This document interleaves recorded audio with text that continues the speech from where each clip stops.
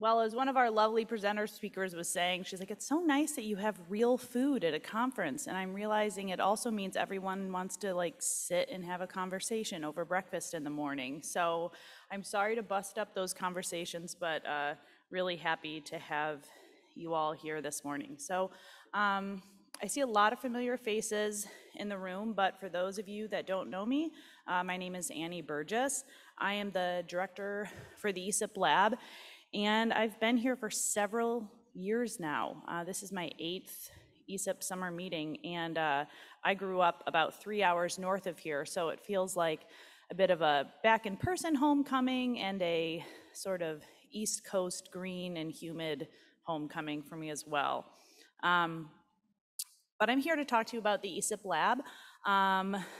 And our goal within the lab is to facilitate opportunities for the science community to increase their technical savvy while increasing our collective knowledge of our system science.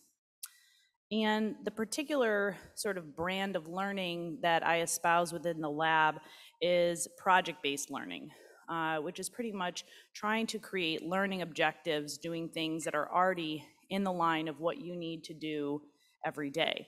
And as you can see from my graphic here, I see participation in the ESIP lab and our activities as kind of one tool in the learning toolbox, and just one way to continue gaining knowledge through our careers. And I don't think I need to explain to a group of data and technologists why it's important to keep learning through our career, but I have found that sometimes I do have to kind of make that pitch of taking time out to learn. And again, this brand of learning isn't for everyone. I learn in a very different way than others, but I found it an incredibly effective tool for a lot of people to gain knowledge or kick off a new learning journey related to their work. And to kind of put this in a very simplified graphical form, I think it's important to kind of break the paradigm that taking time to learn leads to lost productivity. I have a near-term deadline. I can't do this. I know I should gain this skill, but the culture of my lab is to continue doing it this way, so I don't want to take that time out. And so this very simple idealized chart basically shows that in the short term, if we keep doing things the way that we've always done it, it can feel more productive. You're moving forward, you're moving the ball forward, you're hitting those objectives. But over the long term, if you take time to learn throughout your career, it'll expand your productivity in the long run. And if I kind of expanded this chart beyond my 2 little lines, it would more look like a staircase where you take these little steps, and it kind of looks like my previous slide, or maybe it was a workshop, maybe it was actually taking a course, maybe it was just a collaboration that you have, but really taking those intentional times to learn and gain skills through your career that will ultimately increase your productivity. So I want to share about one recent endeavor in our approach to project-based learning. And this is a project that I co-led with Jenny Disson. Jenny, are you here this morning? I don't see Jenny yet. Well, Jenny is lovely, and you'll meet her throughout the week. But Jenny and I led an effort called the Noaa Cloud Pathfinders program. This was a 6-month effort to help Noaa scientists experiment with the cloud.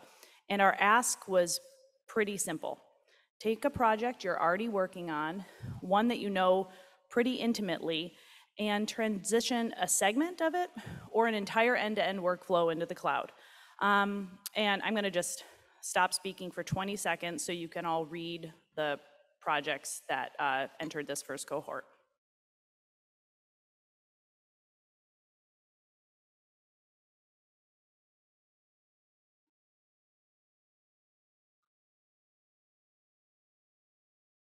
All right, I have problems with silence. I know other people don't. That's a tough one for me. I had to count in my head. So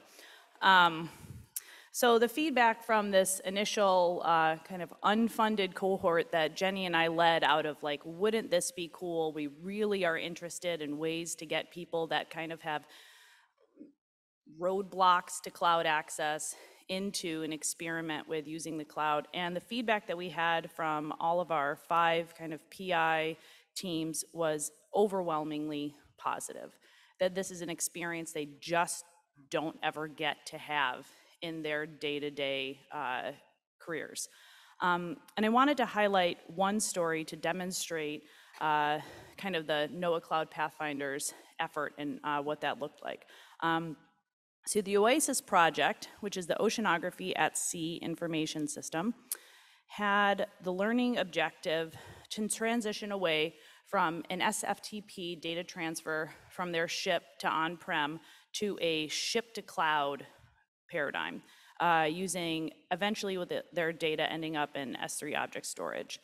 Over their 6-month learning journey, they successfully deployed the application just this June, and have had data streaming in. If I just ended there, it would be a total false narrative about what that journey looked like. There were roadblocks, particularly around what seemed like for the team endless meetings related to their local security crew asking about this application, and questioning if it could ever be an operational project within Noaa. And those were probably all a lot of valid questions that people had, because this would be a very new way of doing things within that particular office. But I would say broadly, and this goes to my kind of finding ways of learning, when you're pathfinding, as one of these Noaa Pathfinders did, you will certainly encounter, roadblocks, bumps, cliffs, chasms, but hopefully you're learning lessons along the way, and so that those that follow after you have kind of taken a lot in and have learned a lot about what you had to implement a new technology, something that you really believe is the way to go, and you will be able to provide valuable feedback to those in the future.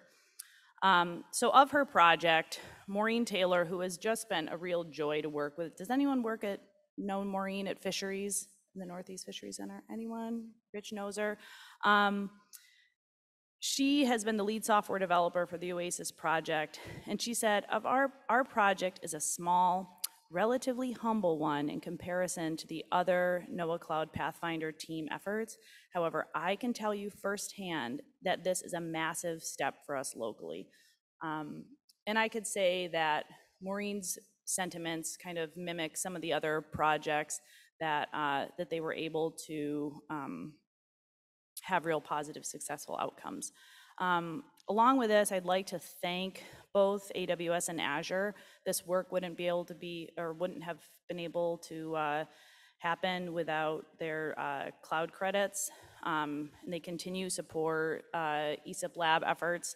I would say in the past 9-ish months, we've spent about $70K in cloud credits, and that's between the Noaa Cloud Pathfinder program, current other ESIP lab awardees, our Q-Hub, which is a sandbox environment for collaboration that Rich Signell has been running, and several more. So this is really a resource that is exciting to provide to the ESIP community, and I'm happy to talk with anyone if they're intrigued about how we've managed to do this with Noaa, or if you're interested in getting in on this, please feel free to chat with me. So now I'm going to pivot away from my ESIP lab pitch and do 2 announcements just about things that are happening this week.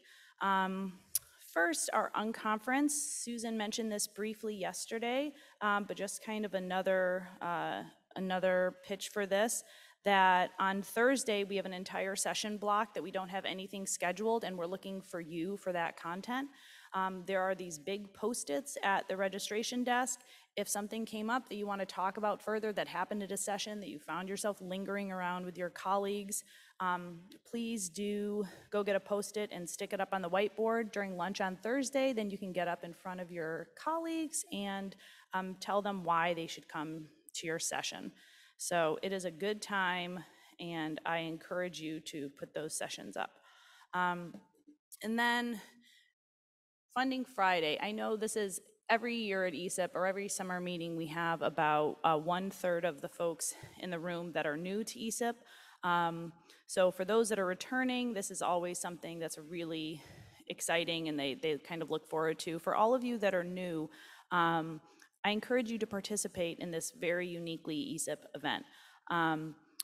What it is a awards competition that you start thinking of ideas with your colleagues throughout the week, possibly new collaborations or old ones that you're ready to fire up again. On Thursday night, we will be meeting with markers and paper and hopefully those new collaborations, and you will do a hand-drawn poster of an idea that you have, something that you'd like to, is feasible to accomplish over the next 6 months. On Friday morning, with coffee in hand, we'll go around and let people pitch those posters. So they'll give a 30-second pitch of why their project should be funded. If you're funded, students or teachers get $3,000. Any other participant gets $5,000. I could tell you more about the rules, but I'm not going to. We'll explain that a bit more Friday. So anyway, Funding Friday, get those posters ideas in your head. This is just a reminder of where it's going to be. Bar Louie will make sure to send that information out throughout the week. So that's my spiel. And now we're going to switch gears and really dig into our theme of data for all. It might even feel like we're poking the bear a little bit this morning. So I hope everyone is on their toes for these two phenomenal women to my right and what they're going to chat about. So next up, we have Renee Sieber. She is an associate professor of geography at the Beeler School. Am I saying that right? And professor of geography and the Beeler School of Environment at McGill University in beautiful Montreal, Canada. She is a fellow of the American Association of Geographers and a recipient of a Lifetime Achievement in GIS Excellence Award from the Canada Association of Geographers. She works at the intersection of tech and participatory theory, where she is best known for her research on public participation geographic information systems. She also has conducted research on computational ontologies. Everyone just felt a little warmness see through them. Her first ontology mention of the morning. With indigenous people, natural language processing of social media responses to extreme weather, citizen science transcriptions of historical weather, and in collaboration with NASA Gis. NASA Gis, public access to climate modeling. She sits on the IEEE's working group on AI procurement and government and advises Canadian federal agency on AI ethics. Hopefully you're sensing a theme. Her current work focuses on civic engagement in AI. Please welcome Renee Sieber.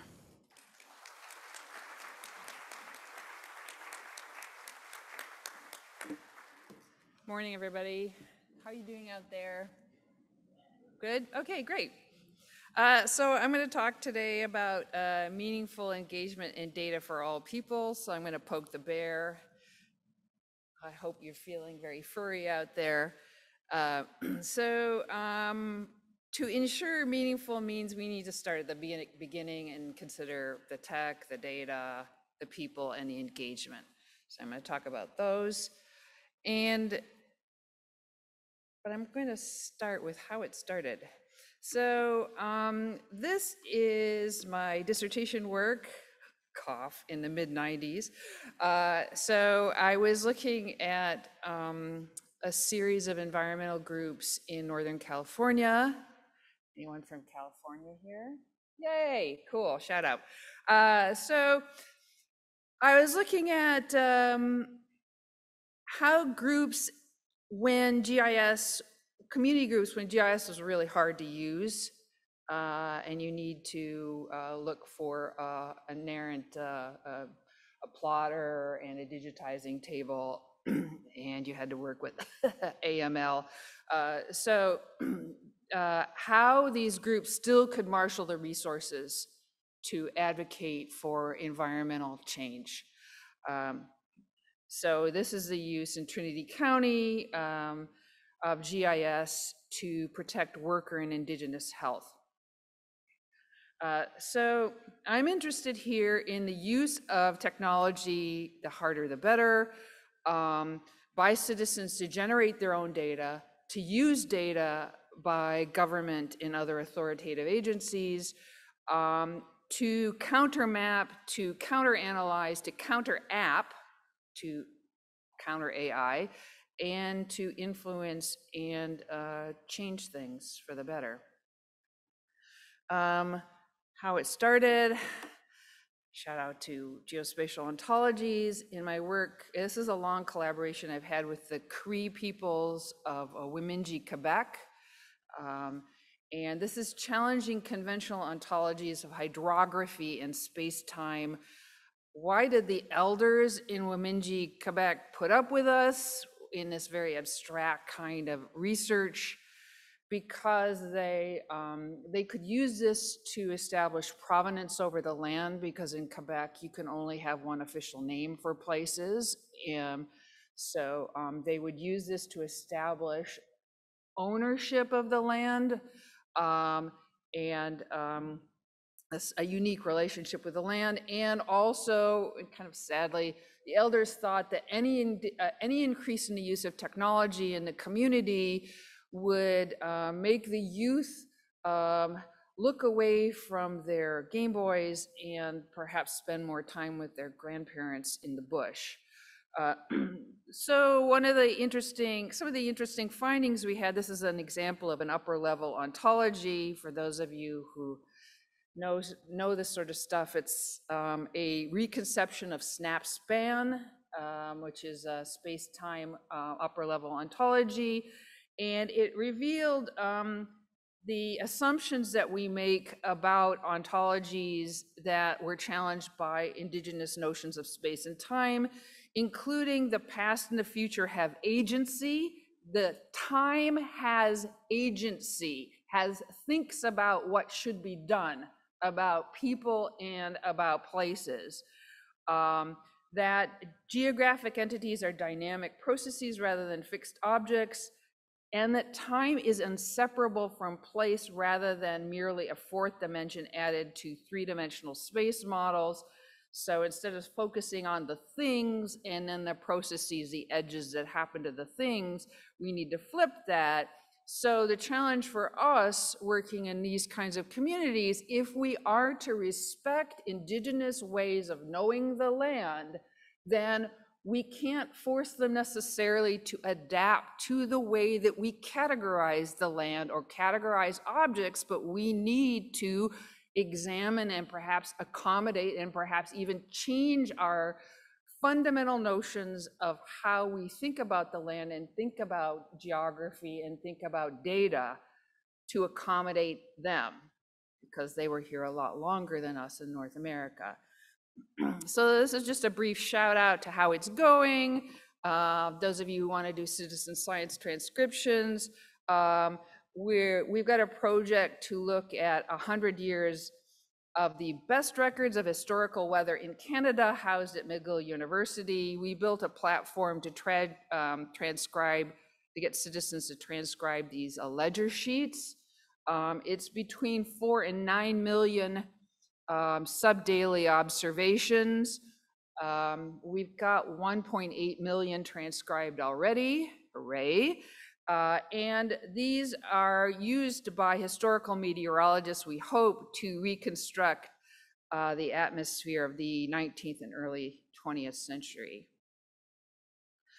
This is also a project I have called AI for the Rest of Us, and this is tracking public non-expert involvement in AI, as well as looking at AI ethics. More on that later. So the tech. I think one of the things we need to think about when we think about meaningful engagement is this push and pull of innovations. I started to look at GIS when it was really hard. It was hard from a resource standpoint, from a literacy standpoint, from a sheer pull your hair out, you can't use the help menus. Sorry, SRI, but it's still kind of challenging, so it's hard from a use perspective, but then it got easier. But when it got easier, it became a less sexy tool to advocate for social change, so that became harder. So you couldn't easily get grant money because everybody's using GIS if you're a nonprofit organization. And it was also hard because, you know, more features got added onto GIS. And you saw some of the same things happening with climate models. We did mention the work I did with NASA GIS on ECGCM and EasyGCM. These are old models that came out of NASA GIS. So we built interfaces for them and wrapped them with educational information. So it became easier to use, but of course, technology got harder and harder, more lines of code and higher resolution. And we're seeing similar things happening with AI. AI is particularly hard to find insertion points for engagement. I'm talking here about community-based organizations. I'm talking about civil society here. I'm talking about Black and Indigenous people of color. AI is hard because of the high level of skills required for data collection, parameterization, analytic treatment, as well as it's hard because a lot of the technology is proprietary. It's also very opaque. The kinds of automation that are enabled by AI definitionally omits humans, definitionally omits people who aren't able to understand, come to the table with the data science skills to understand the technology. So it precludes them from decision making. However, with software libraries, it's getting easier to use. You know, when I talk about AI, I'm talking about deep learning here. Obviously, AI is a huge basket, and the environmental groups in particular have been using Bayesian statistics and logistic regression and other kinds of machine learning for a while now. So the tech's getting easier and harder. So there's this push and pull. And public participation engagement is still hard. It's a durable problem. And no matter what technology you throw at it or what data you throw at it, the same sorts of issues crop up over and over again. So that remains a challenge. So let's get into it. The conference theme is data for all people. So part of what I'm looking at is interrogating the all here. So I'm going to talk a little bit about how AI ethicists and data scientists think about people in AI. Who are these people, right? Okay, oh, so many words.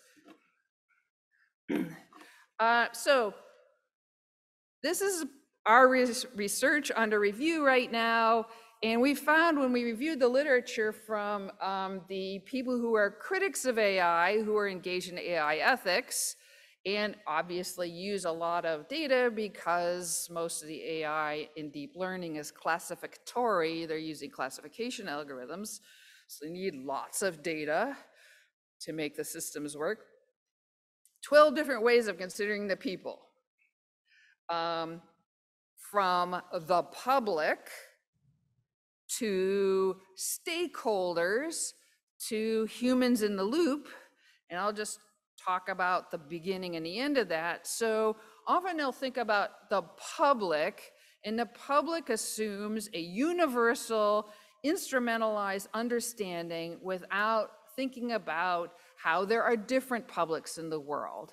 So the public is often used as a crutch to say, well, they're all the same, and if we just explore concepts like trustworthy AI, we will get greater acceptance.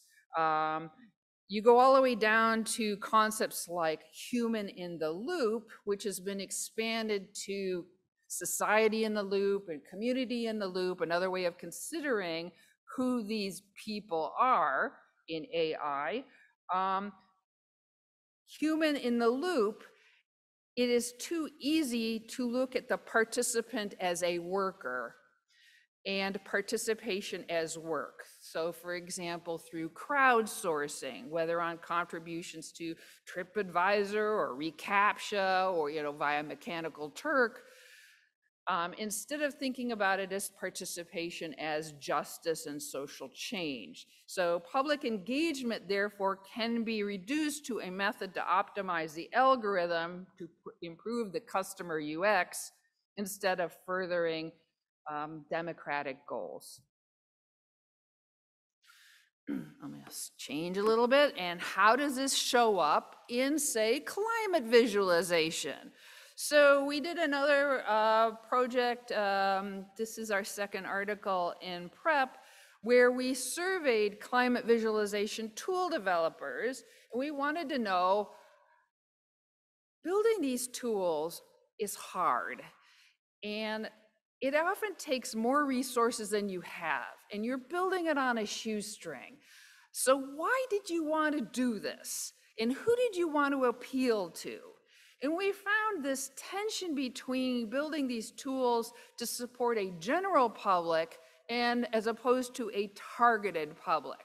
And there is a considerable amount of developers saying while they wanted to appeal to a general public, they found that it really wasn't working. So they were looking at, personalization and user stories, and they sort of given up on a general public, or they were focusing on narrowly politically to those with an expressed interest in anthropogenic climate change, in that it's a fact, as opposed to trying to change people's minds. So we see this in the environmental and climate community as well.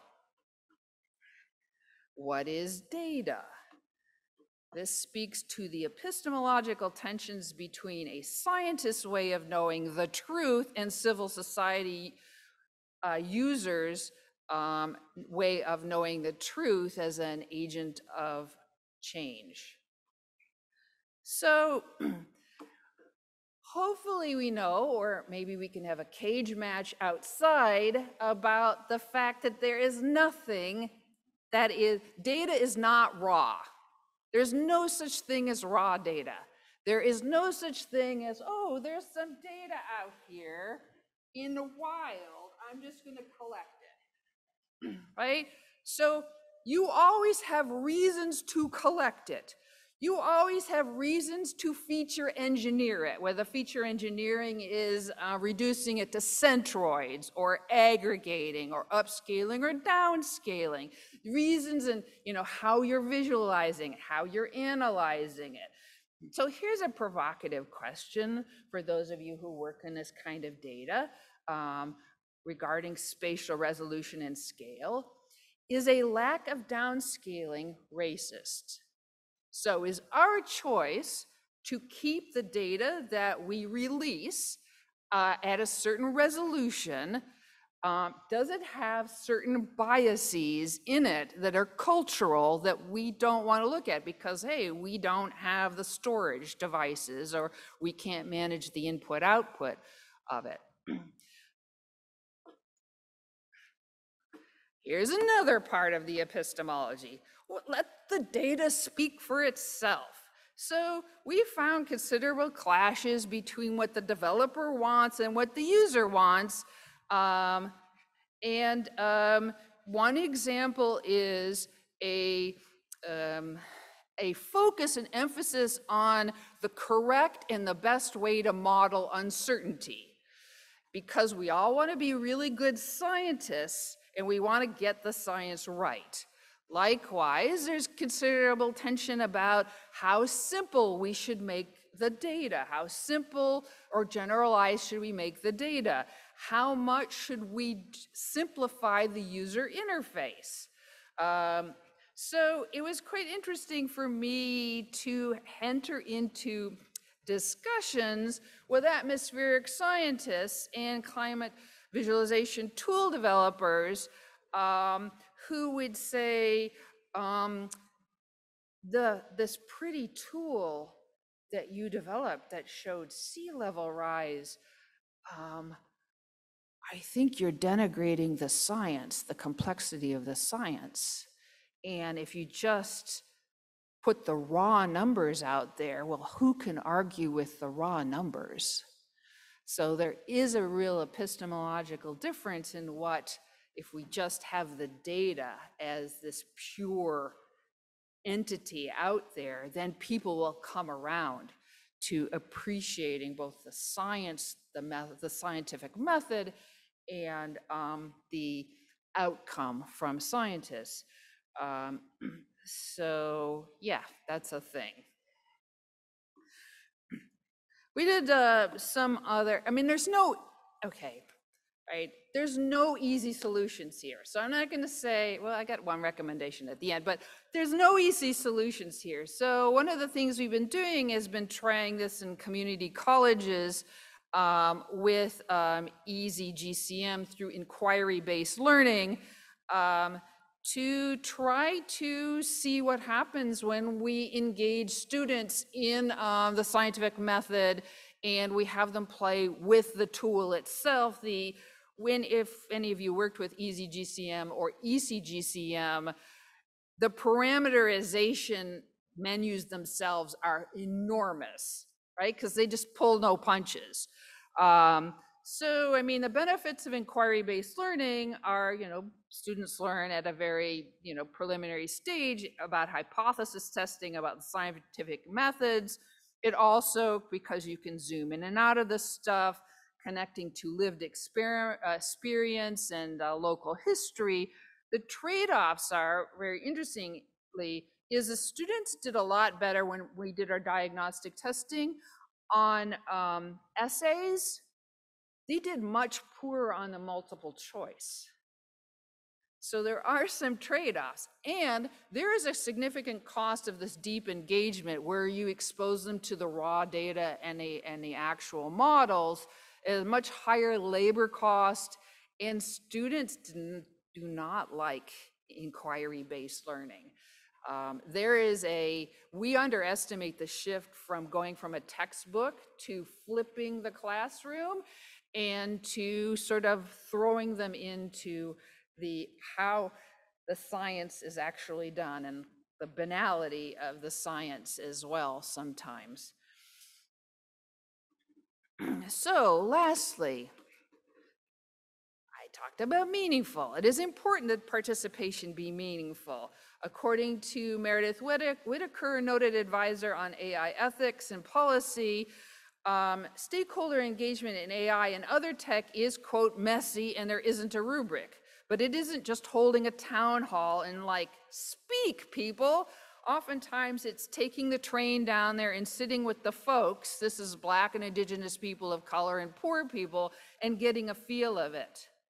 So it is no easy trial to achieve that meaningful engagement.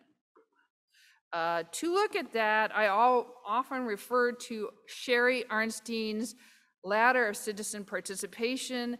If you're looking for a rubric for public participation, this is the best known in the world. This has been modified several times, but it still remains quite durable. The reason that I have a red box there, guys, is because data access, according to Sherry Arnstein, is a kind of informing, and that is almost just outside of non-participation and into tokenism and token participation. Why? Because in part, informing to increase awareness is a predicate to greater action, but for many of us, it's seen as the ends and not a means to an end. So often we will just say, okay, it's out there, it's fair, we're done, without questioning whether people can use the data that we have provided in a meaningful way. So how do they move up that ladder? So I'm going to hopefully not scare you again. This is a model of public participation in AI that I have been developing. And it's a modification of Sherry Arnstein's ladder. We break it up into 4 groups. One is the problem with some of the data and the technologies and the algorithms that we're developing is that they can actually act as a form of anti-participation, like surveillance. So there are ways that bots can be used to shift conversations that can be used to surveil the public. So we have to be mindful that it can have the exact opposite outcome that we may want. There's non-participation, of which data awareness, data being out there opening up data is a part. So to what end is that data being used, and do we know and do we care? Well, I'd argue that we should care. There's token participation where you're doing the data outreach, the literacy on behalf of a community, but you kind of haven't ever talked to the community to find out what they actually need. And finally, there's collaboration and control where they become your partners and they help you out. So my takeaways are finally opening up data, engineering data, what we're doing, even when we have something that we ostensibly think is objective, these are political acts that we are taking. Opening up data in a conservative environment can actually be a courageous act, but it is still a political act. So we need to acknowledge that we're in a political or civic dialogue with our data users, which include the poorest among us. So we're in a political dialogue about what data we choose to collect, we choose to treat, the opportunities that are forgone, and the resources that are expended. Members of the public can marshal the resources. I have seen it many times to use even the most complicated technologies to attempt to change policy. They do it with government allies. They do it with students who come out of undergraduates. They're disaffected, but they want to work and change society. Citizens can influence politics and further society. We've seen a lot of instances of citizens influencing politics, not necessarily in the ways that we want, but they can also do it in a way that furthers science.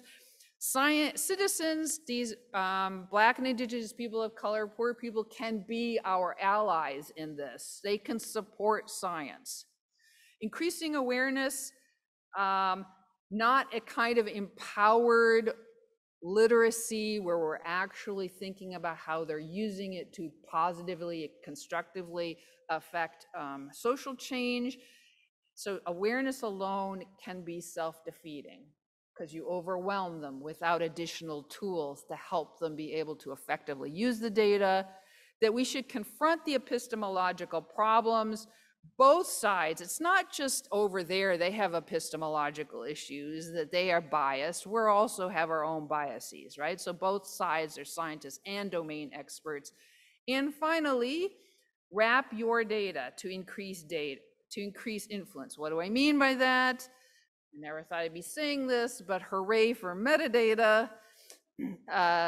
Like the most boring aspect of data documentation is data about data. So wrap your data with metadata that is usable. I'm not talking about FGDC here. I'm talking about talking to community members to find out what metadata they need and how you need to reconstruct metadata to make it useful, with FAQs, with variable definitions that are understandable by a general public, that are responsive to the non-scientists. As we heard yesterday, don't put it on Black, Indigenous people, and poor people, and marginalized people to adapt to you.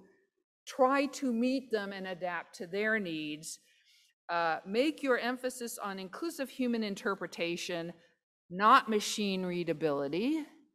Otherwise, your data will continue to be scooped up by entities like AccuWeather. I hope there's nobody from AccuWeather here, and entrepreneurs in the private sector, but not leveraged by civil society. And thanks.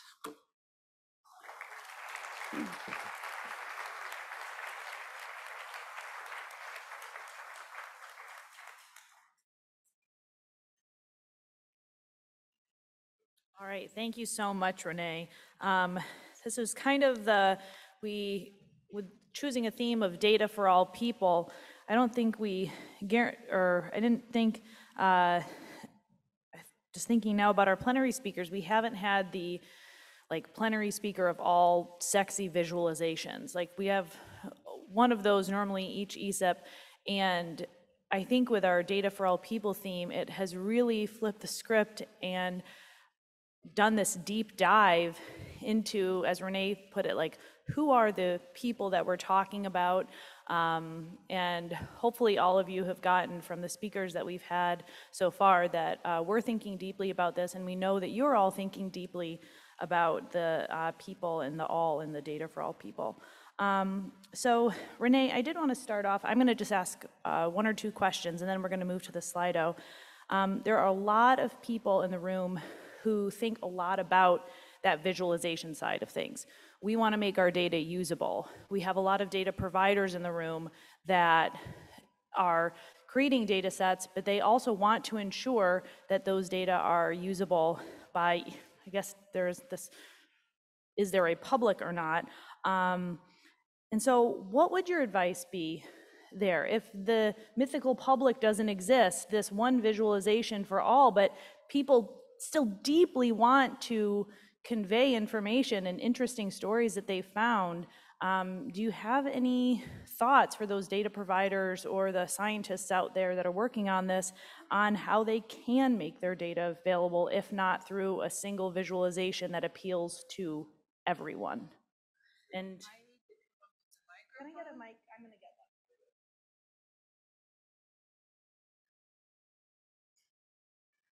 Test, hello?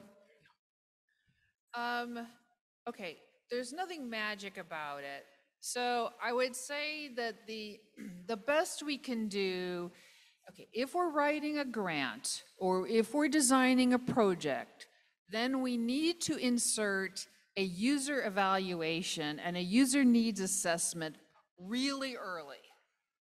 So the temptation is, oh, I've got this cool technology, I've got this brand new data set, let's just put it out there without finding if anyone actually needs it or anyone would be able to understand it and correctly interpret it as you might want it or as they might need it.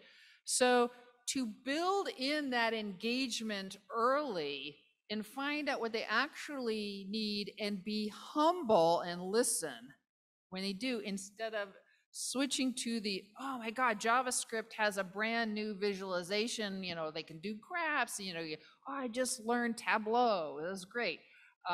So to do that early. I don't know if that answers the question or not. Mm-hmm.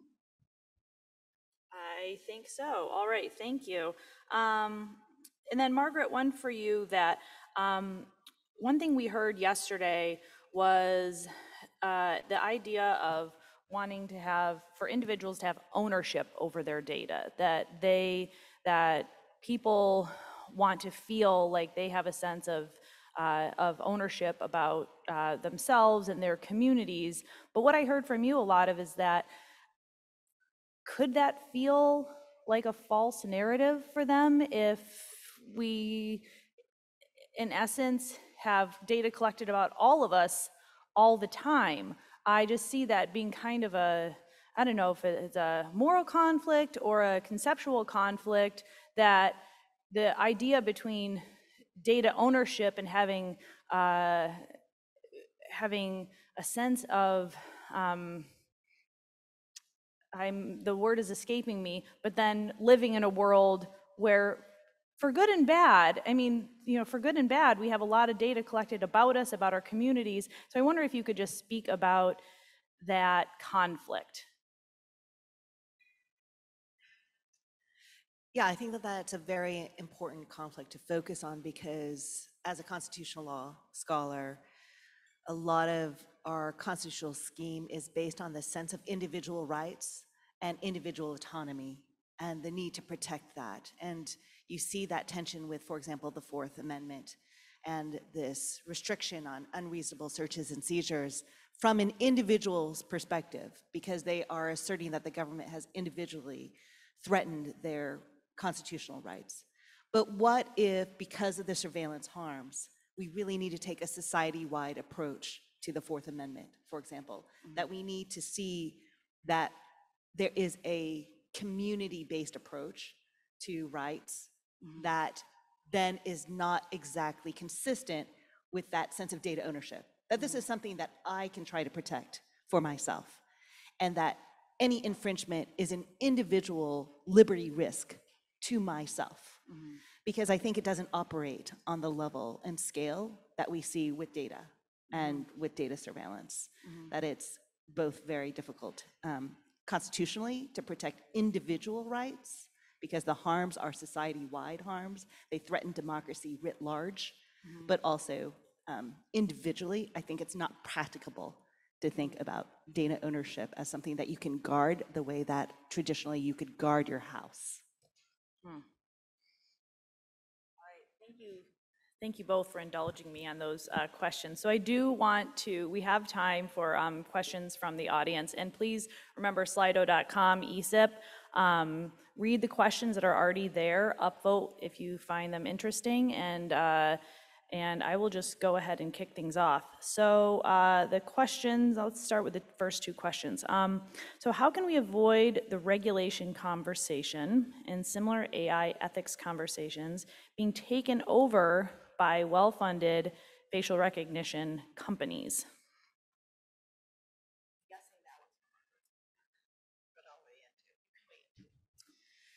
I think that's an excellent question because of how well-funded these tech corporations are. And I think that that really does pose a challenge to the way in which we even think about sovereignty itself. The fact that Denmark sent over a diplomat to Silicon Valley shows that they were recognizing the power of tech companies on a global scale. And so, you know, unless we, I think, really try to wrest away the conversation from having a corporate-driven or profit-driven basis, then we are going to really struggle with defining those rights separate from the corporations that are going to try to define the rights. I would add to that, to be incredibly cynical, this assumes that companies, the private sector isn't already writing regulations. So this is part of a pattern. So, I mean, it's tough. One of the interesting things in FRT and facial recognition technology is that many companies are asking for regulation. And now they may still be writing it, but one of the things that regulation can do, and we can think about regulation as a way to reduce uncertainty for firms. So it's tough to to prevent them from taking over, but at the same time, if agencies think about how this makes for a more stable environment for the development of some of these algorithms, then perhaps, you know, we can have more civil society influence, more influence by people who are impacted, for example, by predictive policing, to have a voice in these regulations. Thank you. All right, what advice do you have for data producers to specifically think about regarding how the data could potentially be used? Let's see, do you want to start off with this one, Renee, or Margaret? Well, there's a similar answer to that I gave to the first question, which is involve users first and ask what they need. Part of the problem is that when we're, you know, I also consider myself a data scientist, and we often lead with the data. So as much as we don't want to say we're data driven, we're actually are data driven. Oh, we have this shiny new data set, and we're going to put it out there and see how people use it, as opposed to asking people, do you really need this data set, and how might you use it? And so it's a really tough question to answer, because you can't anticipate all the ways that data can potentially be used, but sometimes you can look at analogs for similar types of data being used, and you can ask people what they really need.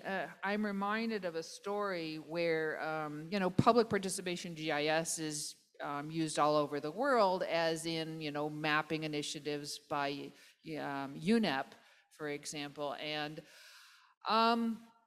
people would come in with their GIS that are pretty maps, and like, oh, let's map the, community, tribal boundaries here, and let's see how the land use is being done. And the community would say, actually, we need a public health clinic. We don't need to work on this GIS, but we'll do it because it's interesting, and we want to be gracious to you, a visitor.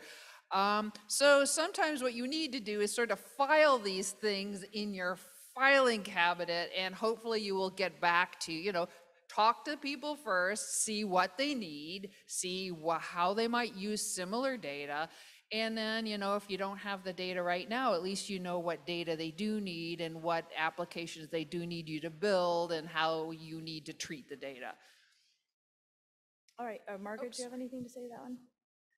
Yeah, I think that because it's very difficult to anticipate exactly how it could be repurposed, it's important to think about best practices for data protection on the front end. So accepting that unknown factor means that limitations on data storage, limiting access to only those who really need it, if it's sensitive data, if it's data that can be aggregated, to try to think ahead exactly how it could be then used for, correlative or predictive information that could cause harm. And I think it's excellent to engage data users and to understand parallels of how other potential abuses and misuses have occurred historically as a starting point. Yeah, and just to add to that, we live in kind of treacherous times, because we actually don't know what data is sensitive anymore. So even environmental data that we thought was like, oh, there's never going to be a problem with this, gets fused with other data sets and increases the intimate portrayal of every single person in every community. So we have to, it's not necessarily, well, it's partly risk management of even the most bland data sets to figure out how it could be combined. There was this really interesting study of how 3 items of information, your gender, your age, and your zip code, something as huge as a zip code, could be used to personally identify, I can't remember, it was like 60 to 90% of the US population. So it's like, who thought that zip code, which is a very coarse measure of geography, could be that sensitive? But it is. I would love to hear about, this is just a comment on the, one of the main focuses of lots of folks in the room now is the transition and interest in moving towards open data and open software. And I would be really interested to hear in a future conversation about how Margaret, people in the legal community and people that really think deeply about these things engage with the open science community in a dialogue about just a, pro con and thinking critically about benefits of a society that broadly accepts and champions open accessible data and the risk. And I'm sure the AI Act in the EU is thinking critically about those very questions. So if anyone else is interested in that, let me know. All right, let's see. Oh, I wanted to ask one while we're wrapping up, by one of our community fellows, since this is pretty interesting. Since AI-based methods are completely data-driven, what could be possible sources of racial biases, assuming that human opinion can't influence AI models? Who asked this question? Reveal yourself. Well, I think it's one of our quite lovely community fellows that I think it is that question of, or the concept of, well, it's a model and it's data, so how could there be, if we're talking about that idea of data in its unbiased form, how could there be sources of racial bias if we're just purely collecting the data in a model? So maybe if you could both explain your thinking around that as a learning opportunity, I think, Okay. on both how AI models are structured and maybe your thoughts on where racial biases could come into data, even though one could perceive them as being unbiased. It's simply census data or something like that. Okay, first of all, slight correction. Not all AI methods are completely data-driven. Reinforcement learning is rules-based. It's not completely data-driven, but almost all of the AI methods that we're working with are classification-based, so they are data-driven. Uh, so, um, how could they be sources of racial bias? So I'm a geographer. I work in GeoAI. The location is an excellent surrogate for race in the United States. You can, and people have done this, they've attempted to debias data, computationally debias data by erasing explicit references to race. And as long as you have location in there, you effectively have race. So I don't know if that's an answer to what could be the sources of racial bias, but there is one. So because so many of the methods, the X and the Y are important markers of when you look at the XAI, the explanatory AI, and you look in the hidden layers, you see location pop up over and over again. That's one instance. I'm not sure that that completely answers the question. I will give you the example for sex-based discrimination. Probably some of you know the famous example of Amazon's HR team that decided to use AI to do a preliminary triage of applications. And they found out, they used a classification method because they wanted to increase diversity. And what they found out was that they continued to select, the AI continued to select white guys. Why was that? Well, because it was data driven, and the AI was picking out things like, well, you fed me, you trained me with the past successful resumes, and none of them mentioned women's colleges or women's basketball teams, which were on the CVs of women. So crap. So they went and they redid it. That was a fail. And they redid it. And it still was biased against women because through their NLP, it was picking up the acculturated ways of women in North America talk about their achievements. It's slightly more nuanced and it's slightly more conditional.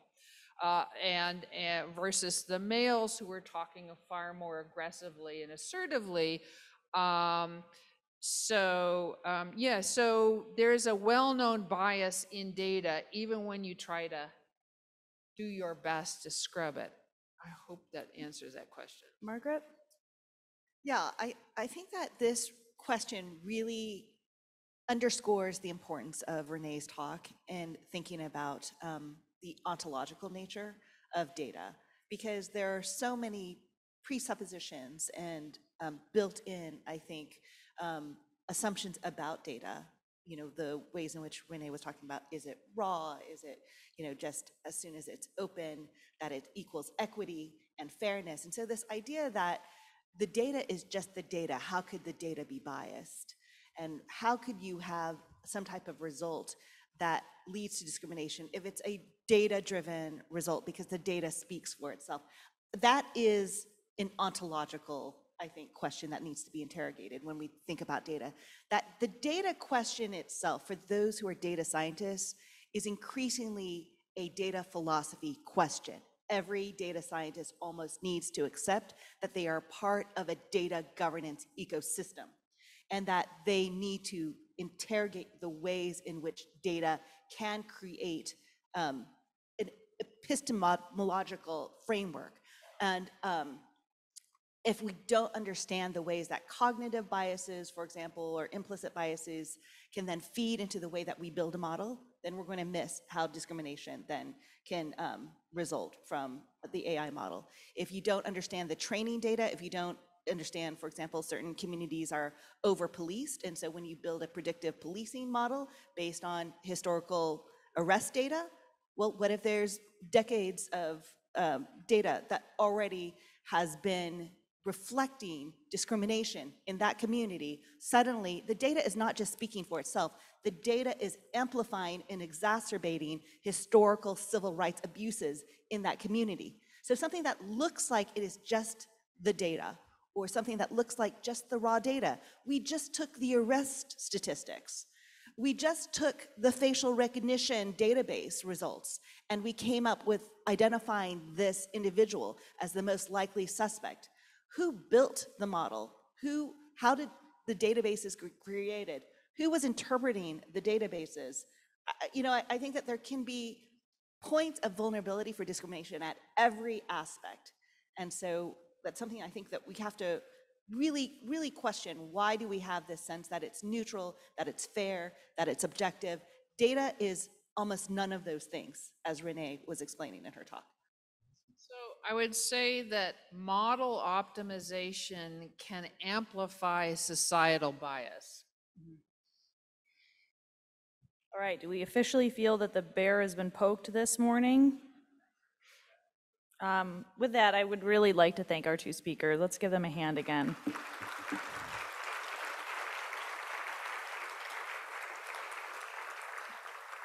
Margaret and Renee will be hanging around a little bit today. Renee will be here, I believe, for a couple more days.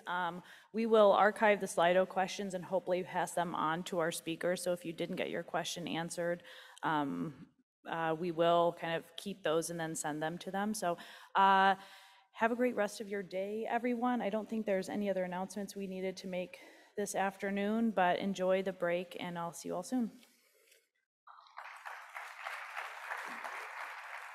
Thanks, you too.